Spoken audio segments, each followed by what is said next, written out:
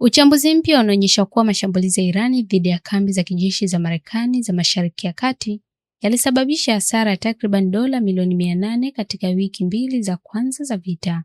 Kwa mujibu wa ripoti ya kituo cha tafiti za mikakati na masuala ya kimataifa pamoja na uchambuzi wa BBC, sehemu kubwa uharibifu huo ulitokana na mashambulizi ya awali ya kulipiza kisasi ya Irani kufuatia mashambulizi ya Marekani na Israel katika wiki ya kwanza baada ya vita kuanza.